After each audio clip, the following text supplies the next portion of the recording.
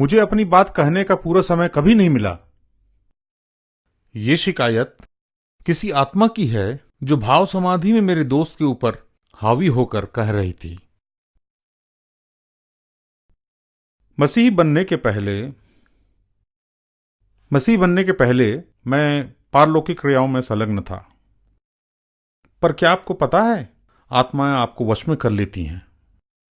इस आत्मा ने मेरे दोस्त के जीवन को वश में कर रखा था और बाइबल हमें बताती है कि ऐसा ही होता है। बाइबल में इफिसियों 6:12 में लिखा है कि हमारा युद्ध जीवित व्यक्तियों से नहीं है, परंतु हमारा युद्ध अंधकार की शक्तियों, प्रधानों, अधिकारियों और दुष्ट आत्मा की सेनाओं से है जो आकाश में हैं। बाइबल हमें बताती है कि आत्माओं की एक ऐसी दुनिया है जो अनियंत्रित दुष्ट आत्माओं का संसार है, जिनका एक श्रेणीबद्ध धर्मतंत्रवाद है। आपने ध्यान दिया कि उन्होंने क्या कहा? प्रधानताएं, शक्तियां और अंधकार के हाकिम। मैंने उन आत्माओं को देखा है और मैं जानता हूं कि वो कितनी वास्तविक हैं। वो सेनाओं को अपने वश में किए हैं और आपको भी अपने वश में कर सकती हैं। लेकिन फिर से बाइबल हमें बताती है कि एक और आत्मा है, परमेश्वर की आत्मा, पवित्र आत्मा। तो देखिए, हमारे पास शैतानी आत्मा है और परमेश्वर की आत्मा भी है, और युद्ध भूमि प्रत्येक मानव है।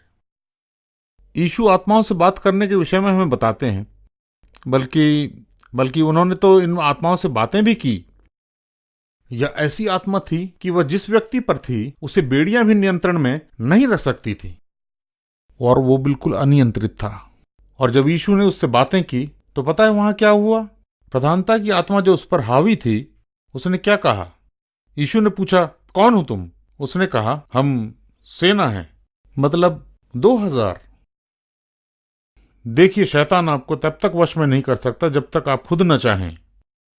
किस प्रकार के काम आप करते हैं, कभी आपने सोचा है? हाँ, अब मैं जानता हूं। मुझे यकीन नहीं होता कि मैं किस प्रकार के काम किया करता था।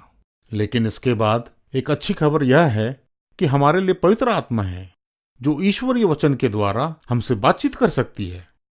जब आप अपने पापों से पश्चाताप करते हैं और बपतिस्मा लेकर शुद्धिकरण कर लेते हैं, क्या होता है? तब आपको पवित्र आत्मा मिलती है। तब आपके पास अपनी नियमावली बाइबल है जो आपको बतलाती है कि आपको कैसा जीवन जीना है, और आप देखेंगे कि आपका जीवन कैसे पूरी तरह बदल गया।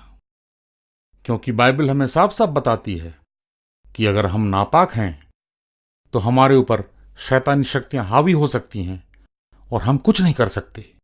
प्रकाशित वाक्य 22:15 में यह बात साफ साफ लिखी हुई है। लेकिन बाइबल हमें बताती है, यदि आपने प्रायश्चित किया है और बपतिस्मा लिया है तो आप स्वर्ग के राज्य में प्रवेश कर सकते हैं। विकल्प आपके हाथ है।